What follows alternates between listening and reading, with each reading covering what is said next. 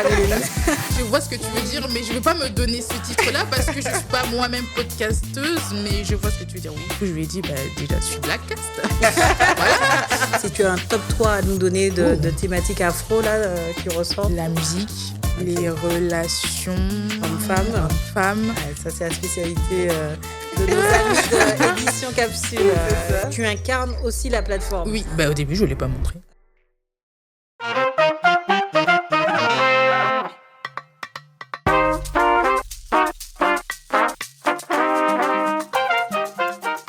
Yeah. Hello Coraline. Comment vas-tu, Cindy? Ça va, on est là, on l'a fait. Nous voici enfin en vrai. En vidéo. Tu survis, Cindy, ça va? Je suis là. Non, mais en tout cas, merci, je te remercie. Mais avec grand plaisir. Et en plus, on le fait avec Aurore, c'est ça? C'est pas n'importe qui. Merci pour l'invitation, les filles. Avec grand plaisir. Merci à toi. D'avoir accepté. Oui, non, c'est cool. Même toi, on te sort un peu de ta zone. Je sors complètement de ma zone de confort. Là. Mais tu deviens une habituée maintenant avec les j'apprends, talks. J'apprends, tout simplement. Mais oui. Ouais. C'est sympathique. Et puis, nous, nos chemins se croisent depuis maintenant un peu plus d'1 an. Oui. Tu nous avais invités à l'un de tes talks. Retour au pays. C'est ça. Exactement, ça s'était très bien passé. Ouais. Très bonne ambiance. C'était vraiment cool. Et finalement, c'est la première fois qu'on était en vidéo. Oui. Ah oui, c'est vrai. C'est la première fois qu'on était en vidéo. En plus, il y avait des invités, il y avait du monde. Des questions à la fin. Questions. On reviendra sur le format du talk. Mais en tous les cas, on a très bien été accueillis. Et comme je disais, c'est peut-être toi qui nous as donné envie. Je pense, peut-être, je sais pas. Après, de toute façon, là, maintenant, on est en vidéo. Donc là, c'est que le début. Exactement. Tout ce que je souhaite. C'est parti. Mais déjà, j'ai une question pour toi. Dis-moi. C'est comment, en tout cas, tu as lancé Blackcast? Blackcast, comment c'est né Blackcast? En plein confinement, hein? Une période de voilà, Covid. Je bossais pas à cette période-là, donc du coup, beaucoup sur les réseaux. J'écoutais beaucoup de podcasts, tout ce qui est un peu afro-américain. D'accord. Et aussi des livres audio également. Et je me suis posé la question, est-ce qu'il y a des podcasts créés par des afro-descendants en France, ou en tout cas en francophone? Et j'ai commencé à regarder sur les réseaux, sur Instagram, taper podcast afro-français. J'ai trouvé petit à petit pas mal de podcasts et j'ai également trouvé l'article de Aben Africa. À l'époque, qui avait fait elle avait son site à l'époque, elle avait fait un article sur ça m'a beaucoup aidée. Et donc, du coup, j'ai commencé à chiner un petit peu sur les réseaux. Et comme je suis très sur Instagram, j'ai regardé s'il y avait un média dédié à ça. D'accord. Et il n'y en avait pas. Donc, j'ai créé comme ça, en quelques clics, j'ai créé la page et faire un référencement du coup de podcast. Mais je ne pensais pas que ça datait du temps du Covid. Donc, ça fait un petit moment que tu es... En vrai, oui, ça fait un moment. Mais après, c'était pour la partie digitale depuis 2020 et la partie talk physique. Oui. Depuis, le premier, c'était le 14 novembre 2024. D'accord. Ok. Oui, il y a un laps de temps avant de passer du coup au réel. Ouais. Ok. Non, mais au moins, tu as pu accroître ta base. Oui, petit à petit, oui. On va appeler ça presque un annuaire, en fait, que tu as créé un annuaire digital. Oui. Et c'est vrai que ça devient très simple, grâce à toi, de trouver tout de suite tel podcast sur telle thématique. Et c'est là qu'on se rend compte qu'au final, il y en a. Il y en a beaucoup. Mais très éparpillés, en fait. C'est ça. C'est vrai.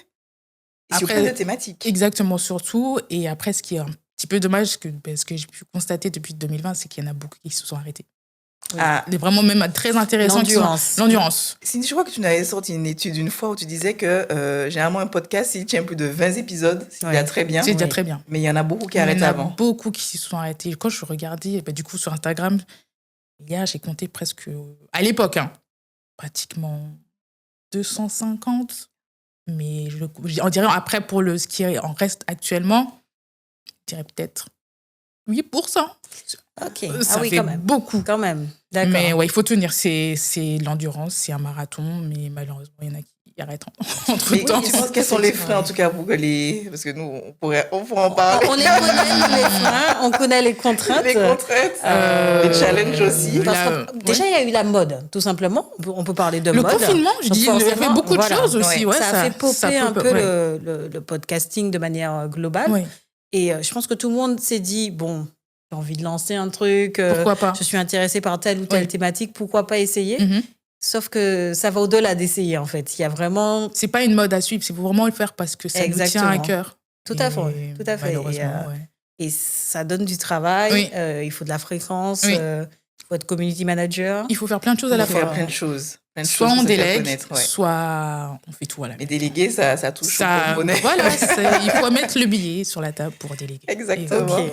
Donc, du coup, c'est devenu un peu ton hobby ou c'est ton side business ou c'est devenu ton activité principale?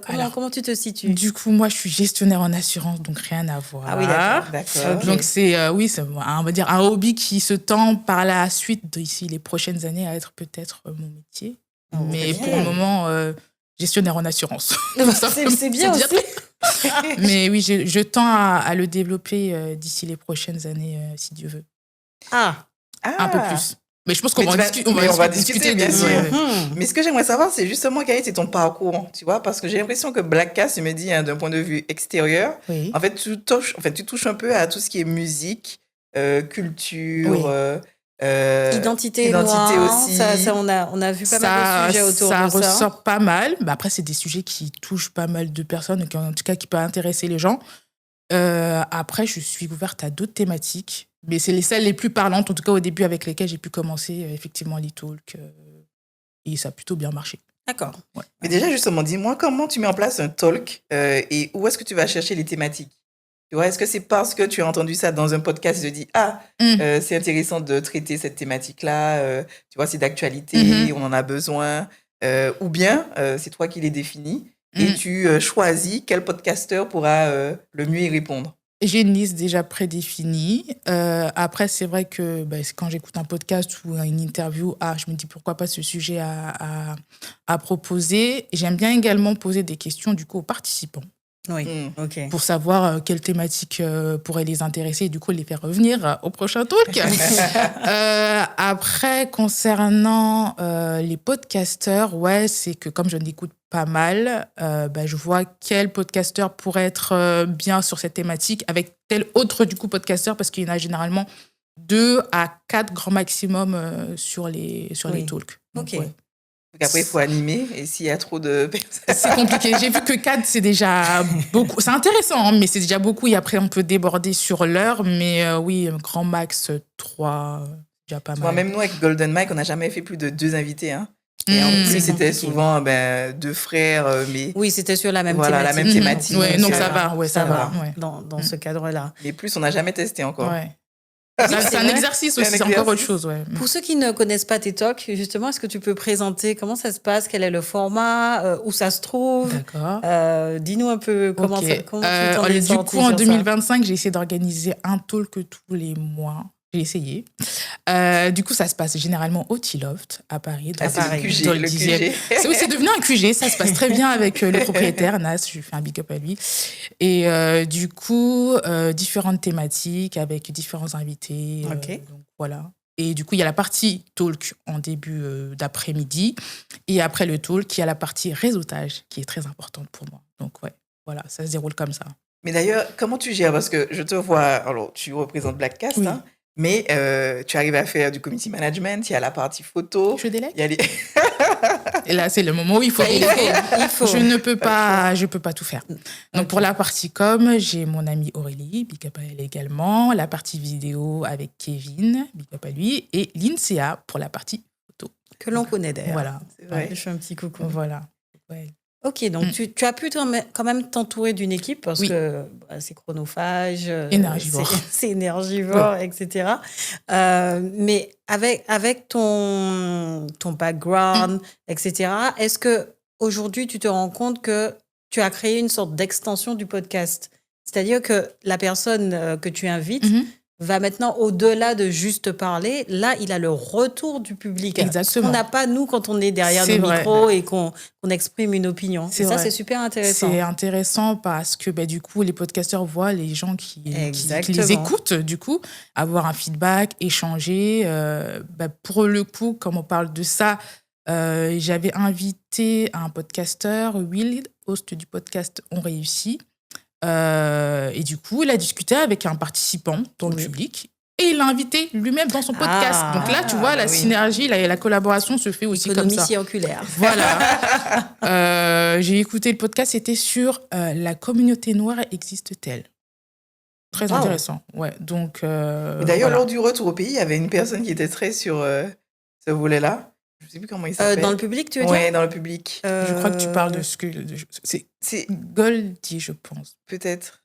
Un peu petit. Ouais. C'est lui, je pense que c'est lui. Il avait interagi pas mal pendant le truc. Je pense que mais du coup, c'est lui qui a été invité à un podcast. C'est un régulier. Ouais. C'est un régulier. Justement, tu arrives à fidéliser un peu tous ceux qui Il y en a des habitués qui viennent de temps en temps sur des thématiques qui pourraient les intéresser. C'est toujours un plaisir de les voir à chaque fois. C'est cool. Donc, tu as ta base. T'as fait petit à petit, j'essaye de la construire. C'est bien. Tu arrives quand même à faire tourner, à avoir de nouvelles personnes qui te connaissent, qui arrivent. Comme je publie les événements sur Eventbrite, donc il peut avoir un peu de tout. Ça peut tomber, on trouve mon événement comme ça, et je sponsorise aussi sur les réseaux. En moyenne, combien de personnes dans le public? 20 de personnes. Ok. Ouais. Après, ça peut aller plus. J'ai déjà eu plus, mais ouais, généralement, c'est ça. 15-20 personnes. Ouais. Très bien. Surtout que ce sont des personnes qui sont engagées, en tout cas, qui répondent, qui donnent la force. On l'a remarqué, tiens. Je veux que ça soit des talks interactifs, c'est pas que des talks où on les écoute parler, donc ça va dans les deux sens. S'il y a des questions à poser ou juste se dire un témoignage ou autre, la personne est libre de parler. Oui, on l'a remarqué. On a eu dans le public pas mal de questions et des très bonnes questions. Ouais. Je pense que même qu'on a été collés une fois, mais c'est voilà, ça fait partie du truc. Mais c'est bien, bien, et je pense que c'est quelque chose qui permet d'ajouter de la valeur au contenu que l'on crée et peut-être de s'expliquer tout simplement. Peut-être qu'on a évoqué quelque chose lors du podcast et qui n'était pas très clair pour l'auditeur. C'est l'occasion de nous rencontrer, d'échanger dessus. Et puis des fois, on ne nous appelle pas non plus sur la même thématique, tu vois, ce qu'on partage. Donc ça permet de voir un peu comment l'autre du podcast réfléchit, pense, partage son opinion. Donc c'est intéressant, Bonne idée. Très bonne idée, en tout cas. Et est-ce que tu as des choses, justement, liées à l'évolution du podcast? Parce que moi, ce que j'ai vu, j'ai vu des choses sur Insta. Qu'est-ce que tu as vu? Alors, la première chose que j'avais vue, que tu avais été mobilisée par les flammes. Oui. Je me suis dit, waouh! J'ai envoyé ma candidature aux flammes qui proposaient du coup plusieurs événements autour de la musique. Et ma candidature a été retenue pour organiser un talk sur la musique. Et j'avais également, les podcasteurs de la Sono TV, big up à eux, on a discuté de musique, tout simplement. Et c'était vraiment sympa. D'accord. Ouais. Ok. Donc, du coup, toi aussi, tu te diversifies, en fait. Je dois me diversifier parce que sinon, il faut que le public s'élargisse, il faut que je sois visible. Donc, voilà. Ouais. Je ne sais pas aussi si c'était le marché Ubuntu, où il y avait un talk que tu devais animer. Yes. Comment briser le plafond de verre. Donc, du coup, j'ai eu l'opportunité de modérer ce talk avec des invités très prestigieux. C'était vraiment top. Je me souviens d'Alexis, qu'on suit depuis un petit moment, Alexis Onesta. On l'invite. Ah oui, il faut l'inviter. Oui, il a un beau parcours lui aussi. Justement, tu as un peu des chiffres sur le podcasting noir, notamment. Est-ce que c'est des choses qu'on trouve... Pour avoir une jauge, est-ce que c'est très écouté dans la communauté ou pas du tout, ou ça se développe? J'ai ma petite idée, mais est-ce qu'on arrive à trouver des chiffres précis sur ça? Honnêtement, non. Ça va être plus un podcast global. Je sais que le podcast festival a sorti plusieurs chiffres, je ne les ai pas en tête, mais ce n'est pas ciblé afro. Donc, je ne peux pas me baser sur ça. Peut-être que je ferai une étude de marché. Et je pense que je vais devoir en faire une. J'allais de la faire, parce que je me dis que, vu le travail que tu es en train de faire, je vais devoir en faire une. C'est peut-être toi qui as la meilleure connaissance du milieu francophone, en tout cas. Afro. Oui. Donc, raison de plus pour essayer d'en tirer des chiffres. Je vais devoir faire par la suite plus sérieusement pour une étude de marché. Parce que tu échanges avec tout le monde, tous les podcasteurs viennent finalement à tes événements. Tu as eu le dernier en plus sur le réseautage où je n'ai pas pu participer malheureusement. Soirée networking, encore merci à toutes les personnes qui sont venues parce que c'était incroyable. Il y avait beaucoup de monde, il y a eu beaucoup de retours positifs. Je vais refaire une soirée du coup dans l'année, comme je vous l'ai dit, c'est sûr. Peut-être un peu plus structuré parce que c'était un peu dans tous les sens. Pas dans tous les sens, mais on a passé un beau moment, mais c'était un peu freestyle effectivement, mais j'ai eu des retours. Je vais essayer de voir comment je peux organiser les prochains. Donc il y a un réel besoin justement de structurer je me suis vraiment rendu compte et de se rencontrer. Oui. C'est ce que j'ai apprécié parce que je me suis dit en fait toi tu es on va dire à la croisée de toutes les créations, finalement, des podcasts afro? Je sais pas. Mais oui, je vois ce que tu veux dire, mais je veux pas me donner ce titre-là parce que je suis pas moi-même podcasteuse, mais je vois ce que tu veux dire, oui. C'est ça. On peut dire un peu. Non, mais c'est toi qui fais le lien, finalement. Oui. Parce qu'en fait, chaque personne crée un peu dans son côté. Oui. On se parle pas, on se connaissait pas forcément. Oui. Non, c'est vrai, il y en a beaucoup qu'on ne connaissait pas du tout. Oui. Et finalement, le fait de te mettre, je veux dire, au milieu, tu vois, c'est comme un point d'ancrage et tout le monde peut maintenant réseauter. Exactement. Ah, telle personne fait ci, telle personne fait ça. Exactement. C'est super intéressant. Et partage des bonnes pratiques. Ouais. Ça peut être intéressant. C'est-à-dire qu'ils peuvent nous donner, entre nous, comme un réseau professionnel, au final, réussir à se dire « Ah, mais oui, mais écoute, moi, j'ai utilisé... c'est le but. Wow, oui, je vois ce que tu veux dire. Technologie, pourquoi pas, ou je sais pas, les interactions se passent comme ça, je construis mon podcast de telle et telle façon. Parce que tu en as qui débutent, il y en a des plus expérimentés, du coup, donner des conseils entre soi, ça peut être ça, c'est top. Et même, ça veut pas dire que parce qu'on en fait depuis un moment qu'on est expérimenté, hein. Après, je sais pas, là, par exemple, hier, j'étais à un événement, j'ai rencontré une personne qui voulait se lancer. Du coup, je lui ai dit, déjà, je suis Blackcast. Voilà. N'hésite pas à venir au talk, à regarder, du coup, la page, voir ce qui pourrait t'intéresser. Et puis après, si moi-même, je peux l'aider entre trouver un lieu, peut-être le matériel ou autre, qui n'hésite pas à se lancer. Mais parce qu'il y en a qui veulent se lancer, mais qui hésitent. Donc, c'est vrai. Ok. Ouais. Tu es en train de devenir presque une mini-agence. J'ai l'impression que petit à petit, ça va tendre à ça. Mais tu vois ton modèle justement évoluer? Comment tu le... Tu veux parler du modèle économique ou non, enfin, je sais pas, mais de Blackcast, tu vois. Peut-être qu'au début, tu te disais, écoute, je rassemble un peu tous les podcasts afro, je fais un annuaire, et au fur et à mesure que au début, c'était juste ça. C'était juste ça. Il n'y avait pas de talk. Voilà. Il n'y avait pas du tout. Donc, il a évolué. Ça a évolué. Tu fais les talks, maintenant, tu entends les besoins de chaque... Oui, tu animes. J'anime. Et je rajouterais, maintenant, tu fais aussi un calendrier des événements. Oui, ça me tenait à cœur parce que comme je fais déjà beaucoup d'événements afro ou non afro, je dis pourquoi pas. Ça pourrait intéresser les gens. Et puis, j'ai aussi des bons retours par rapport à ça, des gens qui checkent un petit peu le calendrier sur les événements qui pourraient les intéresser. Donc, il faut s'élargir. Ok, il y a d'autres événements à gauche, à droite, donc on va les mettre aussi en avant. Très bien. On en sait quelque chose, ça. La création de... on a eu un petit épisode. Oui, vous m'aviez dit, après, vous avez fait on a tenté. Mais il faut se relancer, vous avez aussi une bonne cible. On te laisse expérimenter et tu verras. Mais oui, ok. Non, mais oui, c'est nécessaire. C'est nécessaire parce que c'est pareil, il n'y a pas vraiment de plateforme où on peut trouver ce genre d'informations. Donc, c'est vraiment intéressant de se dire, voilà, au moins, Blackcast est la référence, tout simplement. Tout comme dans l'événementiel de nuit, on sait que c'est Bizouk, les afros. Oui. Bon, on saura peut-être dans quelques années. J'ai besoin de savoir à tel événement qui talk, où il a lieu, ou je veux en savoir plus moi, sur un podcast. Et on peut aller directement sur Blackcast. C'est ça. Donc ça, c'est l'ambition.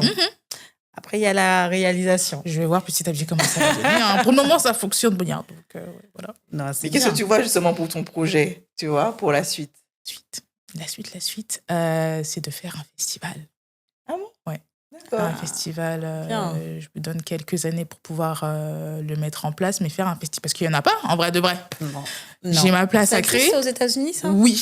Okay. Quand tu dis un festival, parce que je ne vois pas comment ça... De podcast? Mais pourquoi pas? Non, mais en fait, je veux juste... Autour du podcast afro, donc j'aimerais bien organiser quelques talks en live, des espaces enregistrement live avec des podcasteurs. Comme je ne pourrais pas mettre tout le monde en avant ce jour-là, avoir, on va dire, des grosses têtes sur les grosses scènes et avoir des endroits d'enregistrement pour certains podcasteurs et pour inviter des gens. C'est un gros projet.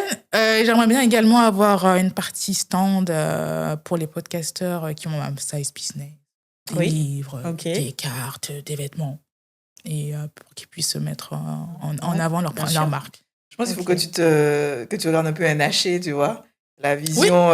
J'ai pas la même, mais là-bas, c'est pour les cheveux, mais du coup, pour le coup, là, ça sera pour les podcasts. Ce serait top, intéressant. Ce serait top. Les Britanniques aussi sont assez avancés sur tout ce qui est podcast, à regarder de leur côté. Je pense que je vais devoir voir ce qui se passe ailleurs cette année. Donc, si c'est pas les États-Unis, ça sera en Angleterre. Pour voir. Je veux bien t'accompagner. Si tu as de la place dans tes bagages, tu me dis, ça me dit bien. Ok. Mais oui, il y a de très bonnes idées à prendre à droite et à gauche. Il faut s'inspirer. Bien sûr. Même sur l'événementiel, ils sont devant. Oui, ils sont à niveau. Pour l'animation. Ah oui, de l'animation. Ok. Dis-nous tout. Ah, dis-moi. Non, mais tu te souviens, des fois, on se disait qu'on allait aller en Angleterre, tu vois, pour tester les événements afro. dédiés à la communauté. Voilà. Ils sont très, très forts sur ça. Ils sont très, très forts sur ça. Okay. Alors, plutôt professionnels. Nous, on avait plutôt regardé dans la tech, parce que nous sommes toutes les deux dans la tech. Mais ils ont même des événements dédiés à d'autres thématiques, mais toujours autour de la communauté noire. Donc, à regarder si ça n'existe pas chez eux et prendre les bonnes pratiques. Ouais, je cherchais, mais je pense que cette année, je vais devoir... Peut-être moins loin que les États-Unis. Oui, et puis c'est peut-être pas la bonne période pour y aller. Mais oui, je pense qu'en Europe, il doit y avoir d'autres événements, peut-être afro-centrés autour de ça. Mais ouais, je vais faire mes recherches pour ça. Et est-ce que les gens te contactent pour être référencés ou pour que tu puisses les mettre en avant sur Blackcast? Maintenant, ça arrive un peu plus. Ouais, donc du coup, découvrir les podcasts, les suivre. Et comme je partage beaucoup en story les nouveaux épisodes. Oui, ça, tu fais ça bien. J'essaye de me faire ça 2 fois dans la semaine, comme ça, pour pas faire ça tous les jours, parce que j'ai pas tout ça à faire. Ça devient compliqué. Donc, du coup, en milieu de semaine et le week-end, reposter du coup, les nouveaux épisodes des podcasteurs. Tu arrives à les écouter? Pas tous. Quand c'est des épisodes courts, je peux en enchaîner quelques-uns, mais quand c'est des cours, des trucs de 1h, 1h30, ça en plusieurs fois. C'est sûr. Ça, c'est notre format. Voilà, je commence un peu et puis après, ce sera un peu dans la semaine. Ça va, vu la quantité, parce que je crois que tu as une communauté maintenant qui te suit de plus de 2009 followers. Si chaque personne a un rythme hebdomadaire de publication, c'est pas évident. Ça peut se comprendre. Tu as remarqué un peu une tendance sur les formats que la communauté sorte, c'est-à-dire est-ce que c'est du court? Est-ce que c'est des personnes en solo qui sont derrière le micro ou plutôt à deux ou des invités? Qu'est-ce qui m'arrange bien? Le plus grand trait. Et même la différence entre la vidéo et l'audio. Est-ce qu'il y en a toujours? Enfin, tout le monde est passé à la vidéo. Est-ce qu'il y en a quand même beaucoup? Ça passe de plus en plus à la vidéo. Les gens voient que c'est comme ça que ça fonctionne, par des réels, des vidéos, c'est comme ça que ça peut... Pour animer plus simple. Ouais, animer, c'est ce qui prend de plus en plus. Après, je pense que oui, en groupe, ça marche pas mal. Et pas très long, quoi. Une trentaine de minutes. Trentaine de minutes. Grand max, 1 heure. D'accord. Ça fonctionne bien. Snack content que tu écoutes. Et puis ça interagit entre co-hosts ou invités. Donc, ça marche pas mal. Ouais. Et les thématiques qui ressortent le plus, si tu as un top 3 à nous donner de thématiques afro là, qui ressortent? La musique. Ah oui, la musique ressort. Les relations hommes-femmes. Ça, c'est la spécialité de nos amis d'édition Capsule. Ils adorent ça. Et je dirais aussi un peu business. C'est ce qui est à la mode maintenant d'être entrepreneur. Donc, voilà, tout le monde se lance. Donc, ça marche aussi pas mal. C'est les 3 thématiques qui ressortent. Et peut-être la partie identitaire. Oui, aussi, La partie identitaire. La communauté. Ça, je vois beaucoup de discussions. C'est ça. Est-ce que tu vois qu'il y a des freins dans la communauté pour la partie podcast? Où finalement on arrive à se débrouiller en termes de... C'est pas assez structuré. C'est pas assez structuré. Je pense qu'il devrait avoir un truc, je sais pas, un syndic ou une association qui pourrait nous fédérer ensemble pour qu'on puisse se structurer. Mais c'est toi, ça? Oui, mais moi, c'est à mes petits moyens, c'est pas grand. Je veux dire que normalement, à cette époque-là, il devrait avoir déjà quelque chose de structuré, je sais pas. C'est lent. C'est lent, mais en même temps, quand tu nous expliques un peu la croissance, tu nous dis 2020, ça a l'air loin, mais c'est court encore. Ouais, c'est encore court. Donc, 2020, tu avais recensé peut-être, combien tu nous as dit? 250, c'est rien. C'est rien du tout. Plus tous ceux qui ont arrêté entre-temps. Je pense qu'aujourd'hui, peut-être qu'il faudrait refaire un chiffrage pour avoir une idée un peu plus claire et plus précise. Et là, on peut se dire, pourquoi pas justement aller au-delà et réfléchir à comment structurer la communauté, comment se réunir plus souvent aussi et faire ses partages. Mais ce que je voulais savoir, c'est, parce que quand tu dis qu'on n'est pas assez structuré, qu'est-ce que tu as vu dans d'autres communautés qui se fait de mieux? Est-ce que c'est au niveau ce qui me vient à l'esprit, c'est le podcast festival qui se passe pratiquement tous les ans à la Gaîté Lyrique. Et vraiment un événement avec plusieurs intervenants, des ateliers autour du podcast, mais ça manque de diversité. Voilà. Et c'est structuré, ils sont là depuis un petit moment déjà. Et je sais pas comment ça se passe au niveau de leur économie, l'économie du système par rapport à tout ça, mais je pense que ça roule plutôt bien parce que s'ils le font à la Gaîté Lyrique, c'est pas tout le monde qui peut se permettre de faire un événement là-bas. Donc oui, j'aimerais bien avoir ça, mais pour la communauté afro. Et donc à chaque fois, quand ils font leur festival, c'est sur l'ensemble des thématiques. C'est assez varié. C'est pas à la suite de l'année. Je sais pas s'ils l'ont fait l'année dernière, mais oui, c'est varié au niveau des thématiques. Mais il y a certaines thématiques, honnêtement, ça me parle pas plus que ça. Tu n'es pas la cible. Hein. Voilà, je suis pas la cible. On va dire ça voilà, comme je ça. suis pas la cible. Ok. Parce qu'en fait, moi, quand je vois il y a structure, je pensais que c'était sur l'organisation, sur, par exemple, le financement également des épisodes, sur le choix des thématiques, sur le fait de pouvoir durer.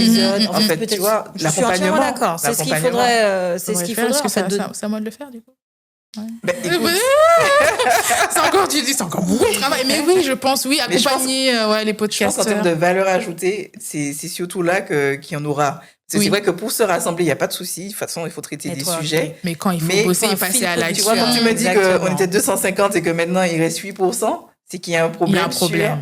Le fait de pouvoir avoir pérenne son activité, trouver des studios, pouvoir monétiser, faire des partenariats, mettre en place des partenariats, des collaborations. Il y a peut-être des freins financiers aussi. Je pense aussi, ouais. Réfléchir à... Puis la motivation, tout simplement, aussi, fait que parfois... Oui, l'humain, ça va. Je suis pas sûre que tu pourras y faire grand-chose, mais au moins mettre à disposition un certain nombre de moyens, de ressources...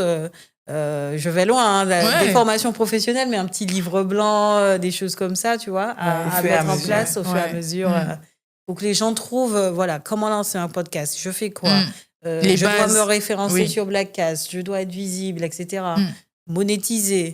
Des propriétaires de lieux peut-être qui peuvent les accueillir. Oui, s'ils veulent enregistrer du coup en vidéo. Exactement. Il y a peut-être des choses à faire, effectivement. À regarder. Alors, en fait, finalement, on veut pas te mettre toute la pression. Mais oui, non, mais je pense qu'il y a d'autres personnes qui vont créer aussi. Ça va, tu vois, ça va s'agréger. Oui. Mais au final, ce que je vois, en tout cas pour Blackcast, tu as deux voies entre guillemets. Tu as celle de l'événementiel, où vraiment tu rassembles aussi bien les podcasteurs que les auditeurs entre guillemets. Et même pour les professionnels aussi, les lieux de studio et autres, pourquoi pas. Et puis la deuxième partie où il y a l'accompagnement des podcasteurs sur la structuration, le financement, les collaborations, les partenariats. Et tu as peut-être aussi la partie pro, où tu peux justement avoir un petit conglomérat de l'ensemble des studios. C'est ça, ouais. Pourquoi pas nous faire le Uber du podcast, tu sais. Tu es la plateforme de mise en relation entre les marques, donc les créateurs de podcasts et des fournisseurs. Exactement. Et on fait le lien pour des collabs. T'as vu ça au brainstorm? Je pense que merci pour cette invitation. Merci. Non, mais c'est vrai. On va peut-être devoir s'associer au projet, là. On se donne beaucoup d'idées. Pourquoi pas, merci beaucoup. Mais je pense que tu ne réalises même pas la puissance de ce que tu as créé. Non, mais petit à petit, je sens que ça me dépasse. Oui, mais c'est normal. Ça me dépasse, mais il faut y aller. Oui. Parce que j'ai pas envie de regret, de me dire, moi, en fait, j'aurais pu faire ça et en fait, j'ai abandonné. Donc, oui, puis c'est une cause notable. Oui. Franchement, c'est pour nécessaire. La communauté, je pense qu'on en a besoin. Et puis, les podcasts, ça fonctionne déjà depuis un bon moment. Donc, pourquoi pas se lancer là-dedans et voir plus grand. Mais est-ce que toi, tu as envie de lancer ton podcast? Je me suis posé la question. Non. Pourquoi? Qu'est-ce qui te freine? C'est peut-être deux métiers différents. Ouais, c'est deux choses différentes. Référencer, faire découvrir des podcasts et passer derrière le micro, c'est pas la même chose. Mais je sens bien là. Mais oui. Mais j'en ressens pas vraiment l'envie. Donc pour le moment, il n'y a pas de possibilité de podcast, Blackcast. Mais sincèrement, la première fois qu'on s'est parlé, entre la première fois qu'on s'est parlé et aujourd'hui, je trouve qu'il y a eu une belle évolution. Oui. En fait, je te trouvais, tu vois... pas réservé, mais je suis réservée. Non, pas réservée, je suis réservée. Et je trouve que maintenant, il n'y a aucun souci, tu vois. Enfin, l'échange est vraiment sympa. C'est un travail, on apprend. Vu les talks que j'ai dû animer, discuter avec les gens, tout simplement, petit à petit, ça va, ça roule. Ça vient. Ouais. Non, très bien. Puis tu en auras besoin, justement. J'en aurai besoin. C'est que le début. C'est que les débuts. Donc, il faut que j'apprenne dès maintenant. Non, mais oui, forcément. Et puis, puis, en fait, tu incarnes aussi la plateforme. Oui. Parce qu'il y a des propriétaires de plateformes, on ne les connaît pas. Au début, je ne l'ai pas montré. Ah, mais voilà. Je vais tout faire mon backstage, enfin animer, mais non, en fait, on m'a dit, c'est le mal qu'on a connu. Oui. Donc, tu dois te montrer. C'est quelque chose qu'on connaît. Mais sinon, j'aurais pu faire tout ça sans montrer. Le faire. Par exemple, j'ai pris l'exemple de Bisous, que je ne connais pas les propriétaires de Bisous. Je ne sais pas qui est derrière. Ils sont très connus. Moi, je sais c'est qui. Ah, oui, mais tu vois... Sur les réseaux, tu vas pas savoir. Non, mais ils se mettent pas en avant. Voilà, ils sont pas affichés au truc. C'est clair. Il y en a qui incarnent leur marque, il y en a d'autres exactement. Ils ne sont pas visibles. Toi, tu as fait le choix de me montrer. Très bien. À la force des choses. C'est ça. Et comment tu te trouves alors maintenant? Ça va mieux. J'apprends, je me sens un peu plus à l'aise. Donc... C'est un nouvel exercice. Dit que ça se ressent. En tout cas, à chaque fois que j'écoute tes échanges, j'apprécie, je trouve. Ça y est, c'est fluide, ça va. Fluide, non, sans problème, franchement. Merci. Est-ce que tu as déjà eu des retours de personnes qui t'ont dit, grâce à toi ou grâce à ta plateforme ou au contenu que tu diffuses, ça y est, je me suis lancée? Oui, on peut dire ça. Je pense à qui? Je pense à Wendy que j'avais rencontrée à une soirée networking. Et donc, du coup, je n'avais pas encore lancé son podcast. D'accord. Et du coup, je lui ai proposé quelques conseils avant qu'elle se lance. Et du coup, elle a lancé quelques mois après. Et quelques mois après, du coup, elle a été invitée à participer en tant qu'intervenante à un talk. Donc, ouais. Super. Il y a une bonne dynamique, en fait. Oui, donc on perçoit vraiment la valeur ajoutée de ce que tu crées. Et puis, ce pied à l'étrier permet de booster, du coup. J'allais dire un petit coup de pied aux fesses. Ouais. Est-ce que tu as en tête des podcasts où on les attend pas, entre guillemets? Tu vois, par exemple, je sais qu'il y a des sujets qu'on n'aborde pas forcément. Est-ce que, par exemple, tu vois, tu nous as dit qu'il y avait beaucoup de podcasts dans la musique, sur l'identité, etc. Est-ce qu'il y a des sujets sur lesquels, pour l'instant, on n'apparaît pas? La communauté, tu veux dire? Oui. Ah, bonne question. Je sais pas. Il y a un peu de tout. Il y a un peu de tout. Même les choses taboues. J'en pense à une qui parle un peu de sexualité. De sexualité, oui. Donc, il y a de tout. J'ai vu plaisir féminin. Oui. J'ai vu... Il y a de tout. Après, il y a des coachs. Des coachs, oui, on est servi par rapport aux coachs. Mais le sport, l'actualité, tout ce qui est un peu lifestyle. On est bien au niveau la maternité des femmes. Oui, qui ne veulent pas être mères. Aussi. Je pense à Tant que je serai noire. Exactement. Qui parle de ça. Ouais. Mais il y a de tout au niveau des thématiques. En vrai, il y en a pour tout le monde. Il y en a pour tout le monde. Le tout, c'est que ça dure, comme tu as dit. C'est ça. C'est trouver le rythme, trouver la bonne communauté qui écoute. Et il y a quelqu'un qui me disait, il n'y a pas très longtemps, mais pourquoi est-ce que vous êtes autant fermé? Est-ce que tu trouves que justement fermé ton regard, c'est-à-dire que le fait d'afficher... Excuse-moi, c'est qui t'a... je ne peux pas parce que maintenant on se filme et que c'est public. Mais cette personne se reconnaîtra. Mais j'entends d'autres discours similaires. C'est-à-dire que le fait d'afficher que tu crées du contenu destiné à une communauté pourrait exclure d'autres personnes. C'est pas le but de l'exclure. Et puis, si une personne blanche ou maghrébine se sent de venir à un talk, elle est la bienvenue. Bien sûr. Donc, c'est pas un problème, ça. C'est eux qui voient le problème. Moi, j'en vois pas. Toi, tu n'en vois pas. Mais c'est très bien. Il faut peut-être même pour les festivals, haut et fort. Même nous, peut-être. Moi, je suis toujours contente parce que c'est vrai qu'on affiche podcast afro-caribéen parce que c'est notre identité. Mais on traite de sujets qui sont propres, je sais pas ce qu'on veut dire, à l'être humain de manière générale. Donc, il n'y a pas d'exclusion volontaire, en tout cas. Non, c'est juste la touche qui est, tu vois, afro. Notre perception, notre vision de voir les choses. Mais sinon, c'est ouvert à tout le monde. Mais de toute façon, on verra dans le public que... Finalement, la cible est plus afro bien sûr. Que d'autres. Oui, forcément, et selon la thématique. Si tu parles d'intégration ou autre, forcément, tu ne pas trouver les mêmes personnes dans le public. Mais oui, le plaisir féminin ou la maternité, ça parle à tout le monde. Ça devrait parler à tout le monde, même s'il y a des spécificités peut-être qui nous concernent. Mais ok, au moins c'est clair. Non, pas fermé du tout. Enfin, après, c'est les gens qui le voient comme ça. Si certaines personnes le pensent comme ça. Oui, la perception, c'est toujours ça. C'est délicat. Et comment tu vois le métier du podcast? Est-ce que tu vois comment il pourrait évoluer? Tu vois, aujourd'hui, alors c'était déjà l'audio. Ensuite, on est passé à la vidéo. Tu mets aussi le format talk où on a maintenant le public qui est présent durant des épisodes. Oui. Ouais, aux États-Unis, ça fonctionne bien. Qu'est-ce qu'on verra demain? Tu vois, ce sont des émissions, je ne sais pas. Est-ce qu'on pourra... quelqu'un qui est présent, mais il y a des personnes également en ligne qui pourront peut-être envoyer des questions auxquelles il faudra répondre. Mais en tout cas, je me dis comment on voit le métier évoluer. Ben, moi, du coup, avec les talks, il est filmé, il est également en live. Donc, les gens peuvent interagir.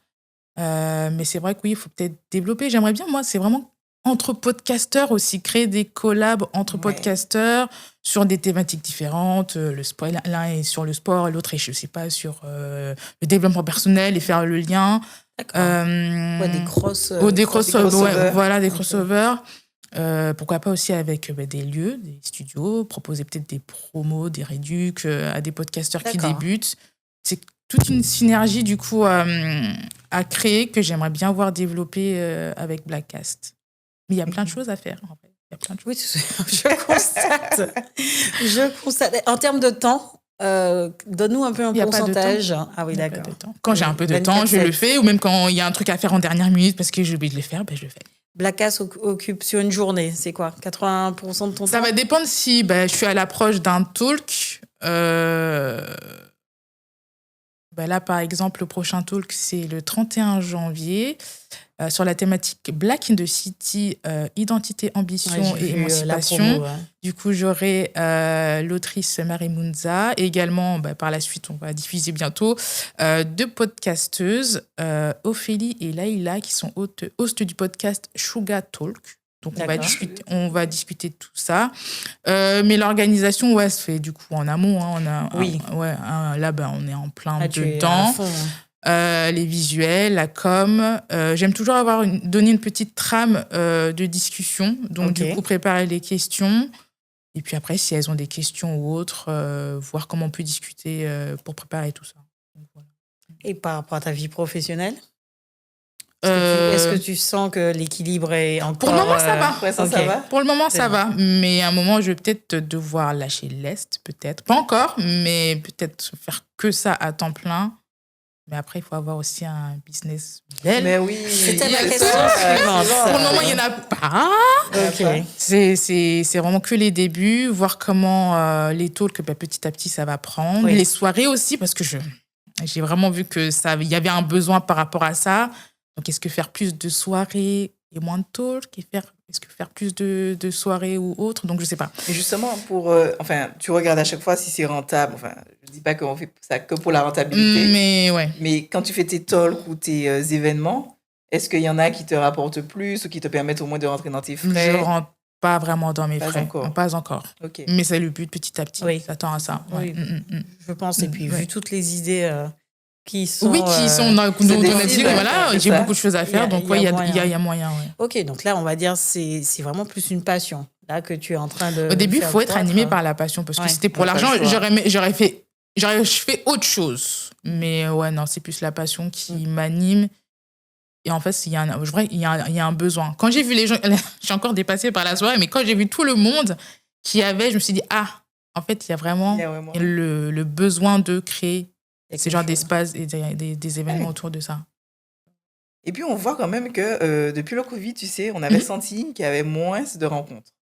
Le Covid a fait qu'on sortit plus trop. Mais je vais te dire, tu sais, avec Cindy là, et nos amis, quand on avait créé Éclat, justement les événements afro, on pouvait, tu vois, prédire à l'avance. Tu vois, les événements étaient déjà planifiés sur 3 mois, 6 mois. C'était très simple de les recenser. Et d'un coup, ça a basculé pendant le Covid où, en fait, c'était une semaine avant, 3 jours avant. Et en fait, la tâche est devenue tellement difficile. On s'est dit, oh là là, ça va être compliqué. Et puis les annulations de la minute, etc. Et une fois que le Covid, on a passé l'étape Covid, En fait, quand on sortait dans les rues, on voyait personne, tu vois. En fait, les gens ont pris du temps à vouloir se reconnecter. C'est vrai. Et c'est pour ça que je pense que les podcasts aussi ont bien fonctionné parce qu'on était un petit peu seuls dans notre coin. Donc, on se disait, pourquoi pas échanger avec l'univers, l'auditeur qui va m'entendre. Oui.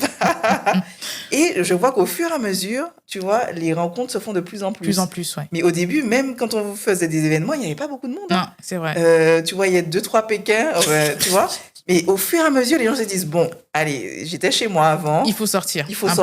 J'ai besoin de connexion. Ouais. Et on voit même, tu sais, je ne veux pas revenir sur les relations hommes-femmes, mais on voit qu'on a du mal même à échanger, tu sais. On te dit, oui, j'ai du mal à trouver mon petit ami, ma petite amie. On a du mal à se comprendre. Les mouvements MeToo, bref. On se perd dans tout ça. On se perd dans tout ça. Et les gens, ils se disent, OK, non, il faut qu'on se reconnecte, il faut qu'on se parle, il faut qu'on échange. Pour de vrai. Pour de vrai. Non, pas derrière un téléphone. C'est vrai. Pas derrière un téléphone. Parce que c'est le plus téléphone important. Et le réel, c'est pas la même chose. C'est pas la même chose. Ouais. Mais on a besoin de sortir, de connecter, de réseauter, tout simplement, rencontrer de nouvelles personnes. Je pense que c'est important. Ouais. Non, mais il faut. C'est enrichissant. Il faut et c'est essentiel, en fait.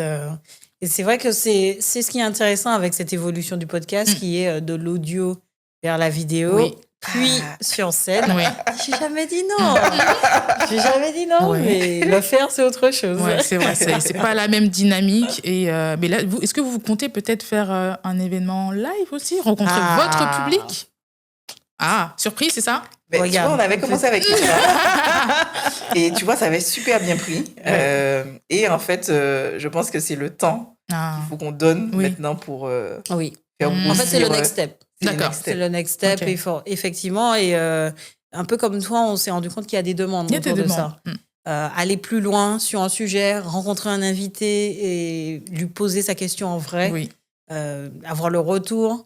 Ça, c'est essentiel, en fait. Donc, oui, on sera obligé d'aller vers ça. Et puis, même nos auditeurs, tu vois, ils nous écrivent beaucoup sur WhatsApp. Parce qu'au début, quand on touche notre communauté, c'est d'abord notre famille, nos amis qui partagent, etc. On se dit, mais Coraline, comment cet invité-là? Je ne comprends pas. Pourquoi vous n'avez pas traité de cette thématique, etc. On se dit, mince. Finalement, si on savait, peut-être que demain, il faudra qu'on essaie d'avoir un format échange live. Bien sûr, ça peut être très enrichissant. En fait, maintenant, toi qui regardes les États-Unis pas mal, moi aussi, en fait, ça devient quasiment des émissions. Ça devient des émissions. Je ne sais pas comment ça se passe, mais il y a tout un business. Exactement. Et pour moi, on n'est même plus dans du podcast. C'est une émission qui est retransmise. Avec des moyens d'ailleurs colossaux. Ils y mettent l'argent. Voilà, il y a un public et tout, et tu es en train de faire une émission, tout simplement. Là, c'est juste que tu passes pas à la télé, c'est tout. Je sais pas si vous connaissez Tonight Conversation. Tu connais? Mais alors, franchement, si je vais aux États-Unis, il faut vraiment que j'aille à leur événement parce que c'est incroyable. Ça parle du coup de relations. T'as des c'est des coachs, des podcasteurs. Ce sont des podcasteurs un peu experts du sujet. Dans le love. Ils sont combien dans ils sont nombreux. Il y a peut-être quoi, 8, au moins 5, 6, 7 sur scène. Qui parlent sur le même sujet? En fait, ils sont experts. Ils sont sur scène et voilà, ils sont en format ligne. Et il y a le public qui se lève. Il y a un micro central. La scénographie est bien faite. Est vraiment bien faite, ouais. Et il pose une question. Alors, c'est souvent des questions un peu... des questions... Là, j'aimerais rajouter une troisième personne dans la relation. Mon mari, je ne sais pas comment lui annoncer, etc. Bon, bref, on connaît les Américains. C'est le show. Et tu as l'avis des 7 personnes. Tout le monde n'est pas obligé de répondre, mais chacun est iconique un peu sur sa façon de répondre. Et en fait, ça déchaîne les foules. Ça cartonne. Les gens commencent à applaudir, à siffler. Ils font ça dans des salles incroyables. Il y a du monde à chaque fois. Mais c'est comme si tu vas, je sais pas moi, au Grand Rex et puis tu fais ce genre de choses. Voilà, c'est ça. Et le public fait partie du show, en fait. C'est ça qui est intéressant. J'appelle ça maintenant une émission télévisée. C'est une émission télévisée. T'es plus dans le podcast où... Mais ils ont commencé, du coup, comme... Et ils ont commencé par le podcast. Ils sont vite sortis de cette bulle, tu vois. Et maintenant, j'ai l'impression que tout leur contenu, maintenant, c'est via la scène. C'est que la scène, ouais. Ils font même plus les studios où ils étaient que entre eux, du coup, maintenant. Exactement. Donc, c'est une autre... Mais je pense que maintenant, pour les personnes, les podcasts, ce sont devenus des émissions télé, mais qui peuvent être différées. C'est-à-dire, OK, si je l'arrête aujourd'hui, je peux l'avoir dans un mois, oui, c'est ça. etc. Et c'est un rendez-vous, tu vois, c'est pour ça qu'on nous dit, nous, on le sort tous les dimanches à 15h. Et les gens sont là pour écouter vos épisodes. On a le pic. On le voit sur les stats. Au niveau de la date de sortie, forcément, c'est là que tout le monde écoute. Donc, l'idée, c'est de faire durer. Exactement. Au-delà de la sortie, continuer à... Vous êtes très actifs maintenant sur les réseaux, sur Instagram. Merci. Non, mais j'aime bien votre contenu. C'est vraiment top. Du travail. C'est vraiment du travail. On a la chance d'avoir pu aussi se donner du temps, réfléchir, avoir d'idées d'autres personnes pour nous aider dessus. Donc, ça avance. C'est bien. Ça avance, mais tu vois, on regarde beaucoup ce qui se fait aux États-Unis. C'est là-bas que ça se passe, en vrai. C'est là-bas, c'est chez eux. Il n'y a pas ici. Et puis, il y a le buzz aussi qu'ils savent faire. Tu vois, tu me parlais de l'émission avec l'ex-femme de Will Smith, avec tu vois, la table rouge. C'est pour ça que je parlais de la scénographie. Voilà, la scénographie. Tu vois, tout de suite, ils arrivent à... D'ailleurs, j'ai oublié le nom. Ah oui, Red Table. Ça continue ou elle a... Non. Elle a arrêté. C'est fini. Voilà, ils sont au pic. Elle est partie avec un bon pic pour clôturer ça en son émission. Pour l'instant, non, mais oui, c'est un très bon exemple sur comment est-ce qu'ils capitalisent sur déjà la famille, le truc, la mise en scène. Parce que Jada, elle fait plus de films depuis bien longtemps, tu vois. Alors moi, je vois que vous aimez beaucoup tout ce qui est chaud. Mais ce que j'écoute, aux États-Unis, où je ne sais plus s'il est anglais, mais c'est DOAC, The Diary of a CEO, je ne sais pas si vous connaissez. Et en fait, Steve Bartlett, le format, il est très aseptisé. Il n'y a rien. Il n'y a rien. Une table de micro. C'est tout. L'ambiance. Et ça fonctionne. Sombre. Top 3 des podcasts les plus écoutés aux États-Unis. Les épisodes durent entre 2 et 3 heures. Donc, pardon? C'est très long. C'est très, très long. Okay. Et on rentre vraiment dans le fond des choses, et ça, c'est moi. Tu vois, moi, j'aime beaucoup ce type de format, parce qu'on va creuser, on pose des questions, et c'est pas juste, tu vois, en 5-5 pour traiter une thématique. Ce qui est intéressant, sans te couper sur Spotify, c'est que tu peux voir les classements par pays de ce genre de choses. Et quand tu regardes le classement américain des podcasts, ce sont des formats, le top 10, complètement différent. Okay. Tu as effectivement Diary of a CEO où tu es sur du 2 heures, 3 heures, etc. Même la thématique, lui, c'est très investissement immobilier, développement personnel, la santé. Moi, politique, la santé. Enfin, maintenant, il a eu Kamala Harris. L'année dernière, Tony Robbins. Tu vois, il va très, très loin maintenant. C'est un Britannique, d'ailleurs. Oui, il est britannique. Mais maintenant, il vit aux US. Hein. Ah bah, t'es obligé. C'est là-bas que tout se passe. T'es obligé. T'as dû, je sais pas si vous vous souvenez... il y a Johnny Rogan, c'est Johnny Rogan. Johnny Rogan aussi, et Joe Biden, je pensais. Enfin, Joe Biden. Enfin, le rappeur. Oui. L'ancien rappeur. Oui. Lui, c'est de la musique. Et il parle de l'économie de la musique, mais en même temps, c'est du gossip sur. Je vois, avec son petit groupe. Voilà. Lui, il est incroyable aussi. Et tu vois, le gars, il est assis. Comme à la maison avec ses potes. Ça n'a rien de très formel. Les potes sont autour sur des canapés, etc. Ils sont dans le top 10. Et ça marche. Et à côté de ça, tu as des grandes chaînes de Fox News, etc. Donc, c'est très diversifié, en fait.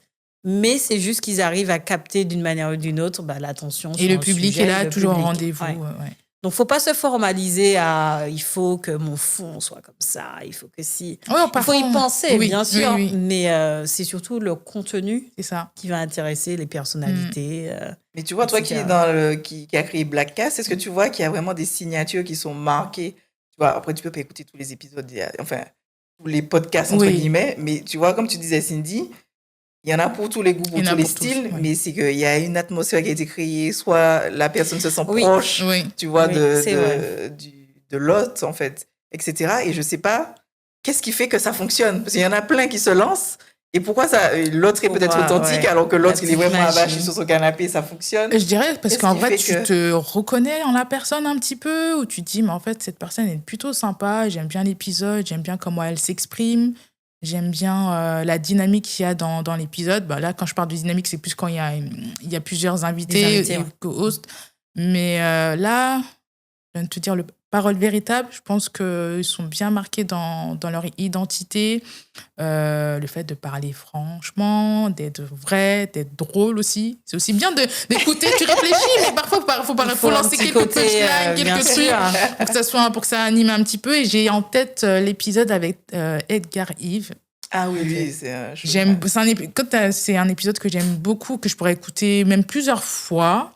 Et il y a un peu de tout. Il y a de l'authenticité, il y a de la motivation, il y a de l'inspiration, il y a des conseils business, il y a de l'humour avec lui aussi surtout. Mais ouais, je pense que Paroles véritables, par exemple, parmi tant d'autres, il se démarque un petit peu. J'ai même vu là récemment qu'ils ont fait, je sais pas si c'est une collab avec Spotify. Tu vois, Spotify, du coup, avec du coup, des artistes, des rappeurs, des gens de l'industrie. Mais tu vois, petit à petit, eux aussi, depuis que je les suis, depuis 2020, on voit bien, j'ai bien vu l'évolution depuis quelques années. Ils sont aussi également aux Flammes parfois, ils interviewent les artistes ou les invités. Il y a encore plein de choses à faire, donc voir comment d'autres, du coup, peuvent aussi se démarquer à leur niveau. Bien sûr, il y en a leur qui thématique, de d'autres milieux aussi. Il y en a qui étaient déjà connus parce qu'ils étaient influenceurs, je sais pas, par exemple, beauté, bien-être. Voilà, oui, c'est ça. Et qui ont rajouté ce levier-là. Exactement. Donc, ils ramènent leur communauté sur ça et captent de nouvelles personnes également. C'est ça. Donc, il y a tellement de profils différents où il y a des inconnus. Et il y a des podcasts, je sais même pas qui anime. C'est juste le sujet qui m'intéresse. Parce que la personne ne se montre pas? Non, c'est que de l'audio. Ok. Et j'ai jamais cherché à creuser non plus qui est derrière. C'est juste ça me plaît. Et je t'écoute. C'est tout. Mais si en plus je regarde les émissions, parce que je suis très YouTube, qui sont plutôt en France, tu vois, par exemple, je pense à Thinkerview, on n'a jamais vu Lot, celui qui pose des questions, c'est uniquement l'invité qui parle et le focus est sur lui. Et la personne qui pose des questions, on la voit pas du tout. Un peu boîte à questions. Ouais. Non, mais oui. Mais c'est pour ça que je dis, en fait, le podcast est en train de basculer vers un univers télévisuel. Et on reprend des concepts comme ça où, oui, tu peux mettre le focus uniquement sur l'invité. Sur l'invité, tu te mets en voix off et tu lui poses des questions. Mais ça, c'est des codes de télévision. Exactement. Et ça fonctionne aussi, je pense. Donc, il y a beaucoup, tu vois, sur on va dire, la politique, la géopolitique, etc., puisque le monde apparemment est en train de changer. C'est compliqué, là. C'est fort. Mais il y a également, tu vois, d'autres émissions, on va dire, de podcasts où l'univers, il est différent et chaque personne, en tout cas, arrive à tirer le fil, tu vois, la pelote, arrive à avoir ses auditeurs et derrière, on voit que c'est pluriel, quoi. C'est vraiment pluriel. Mais je vois maintenant le style de podcast que tu écoutes avec J'aime bien me changer les idées. J'aime bien avoir un peu de... Au début, enfin, ça va dépendre de mon humeur, en vrai de vrai. Ça va dépendre... si la semaine, j'ai passé une semaine pas terrible et que j'ai envie de me changer un peu les idées, je vais aller plus, la parole véritable. Après, si je veux un truc un peu plus business centré, je pense à Tanguy. Black Network. Voilà, donc, ça va dépendre de mon humeur. Mais là, c'est vrai, j'ai listé les podcasts que j'écoute là sur le moment. Donc, j'ai vu dans le métro Yomi Denzel. Vous voyez ou pas? Yomi. Oui. Il avait une très grosse affiche 4x3 dans le métro où justement, du coup, il sort aussi du podcast. Mais lui, du coup, c'est quoi? C'est un YouTuber? Moi, je connais plus comme un YouTuber. Il fait aussi du podcast? Il fait plein de choses. Alors, on l'a connu via le e-commerce. Enfin, moi, j'aime e-commerce, du coaching. Il a sorti ses formations. D'accord. Derrière, il a aussi un podcast avec Oussama et maintenant le troisième, je crois que c'est Nathan. Des vlogs, effectivement, des vlogs côté YouTube. Et puis maintenant, il va dans les rues aussi, poser des questions, il offre un portable, des choses comme ça. Bon. Oui. Ok. Si tu croises sa route, n'hésite pas à le reconnaître. Il offre des choses. Il faut dire que le champ des possibles est assez large. Très large. Franchement, il y a moyen. Mais c'est vrai que il faut quand même trouver sa cible et essayer. Et c'est ce qui est intéressant avec ta plateforme, de capter les retours des gens. Oui. Pour se réajuster au fur et à mesure. Et voir comment je peux modifier. Ça plaît, ça ne plaît pas. Nous, on l'a remarqué au niveau des thématiques. Certaines thématiques plaisent beaucoup plus que d'autres. C'est-à-dire, par exemple, donne-moi un exemple. Juste relation homme-femme. Ça fonctionne. Et ça marche un peu moins, du coup? Quand ça devient un peu trop géopolitique, le monde déclin. Ça parle pas trop. Ça parle pas. Enfin, j'ai l'impression que les gens se disent, comme c'est le quotidien, amenez-nous un peu plus de peps. Ouais, voilà, j'ai pas envie d'écouter ça. Ok, d'accord. Après, ça dépend aussi des invités. Hein. Il y a des invités pour lesquels ça skyrocket et il y en a d'autres. Ça dépend des thématiques, en fait. Il y a des invités, on pourra peut-être pas effectivement nommer, mais tu vois, on s'est dit, ah ouais, là, ça va plaire. La thématique, c'est une thématique grand public, etc. Bon, en fait, pas plus que ça. Et d'autres, où je me dis, mais le sujet... Et des fois, la promotion, elle est moins efficace aussi. Ça prend, et tu te dis, ok, je n'ai pas compris, mais tant mieux. Tant mieux. Et même nos épisodes à deux, où on essaye d'être plus dans le côté copine, friendly, etc. On a remarqué pour l'épisode sur Beyoncé où je pense à ça. Moi, j'ai bien aimé celui-ci. C'est l'un des épisodes, désolé, les moins travaillés que l'on ait fait. Mais c'était super intéressant. Et celui-là, on n'a pas compris. On n'a pas compris, en fait. Comment vous l'avez intitulé, l'épisode ? Vous avez mis Beyoncé ou pas ? Oui. Il y en a mis aussi Beyoncé. Mais après, vous avez... C'était pas le premier épisode où on parlait d'elle. C'était pas le premier où on parlait d'elle. Mais c'est celui qui a le mieux marché. Et je pense que c'est parce qu'on prenait le contre-pied de tous ceux qui sont allés la voir au concert. Et nous, on disait, non, on n'est pas allés. On n'est pas partis. Mais pourquoi ?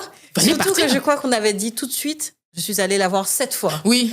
Tu te dis, mais pourquoi tu n'y vas pas cette fois-là ?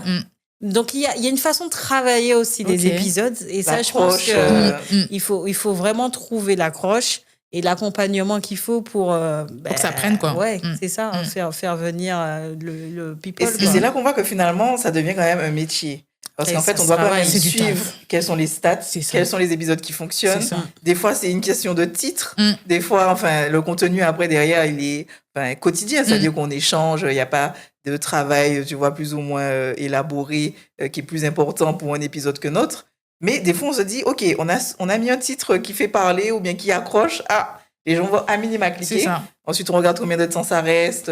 Est-ce qu'il nous a Il faut analyser tout ça pour vous. Exactement. Pour les prochains invités, comment vous mettez en place quand tu nous dis, voilà, tu es gestionnaire d'assurance, moi, je suis dans la tech, on connaît dans la tech.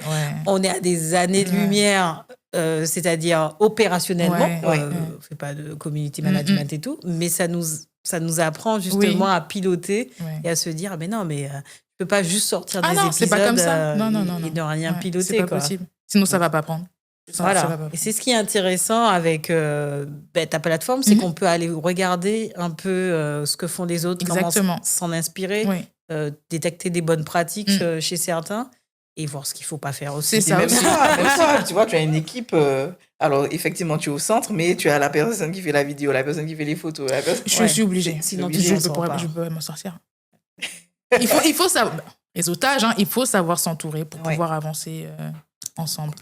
Complètement. Et rendre pérenne. Parce que c'est une sorte de mini-entreprise, en fait, que tu es en train de développer. C'est ça. Et tu te rends compte que si je me fais pas aider, hop. Ça peut s'arrêter à tout moment, mais très vite. C'est pas le but. Il faut que je m'entoure. Et puis, tu dois toucher à tout. C'est vrai qu'on parle pas de la partie financement. Mais c'est vrai que ça touche quand même au porte-monnaie. Oui. Donc, on le fait parce qu'on aime ça. Nous sommes bénévoles, en général, au démarrage. Oui. Clairement, il y a la passion qui nous guide. Allez, on fait ci, on a plein d'idées, etc. Et puis finalement, quand on voit la partie finance, il faudra qu'on recadre un peu les choses.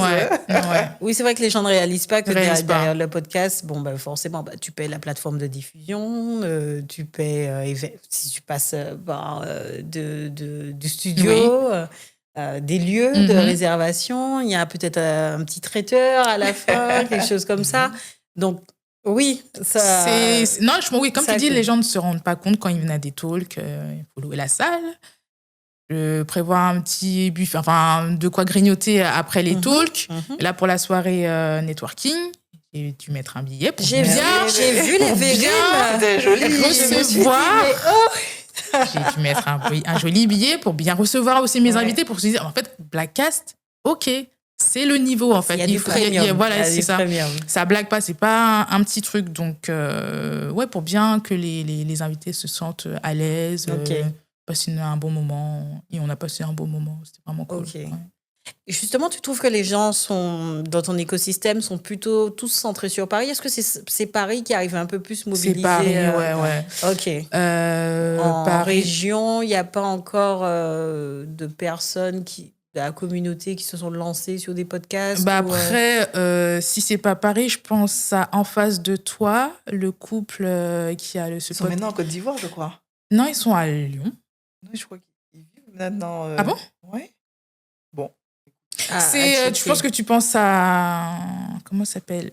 C'est pas Loïc de Nekao School qui, lui, il est à Abidjan. Non, pour moi, ils sont partis aussi. Ah ouais? Ouais.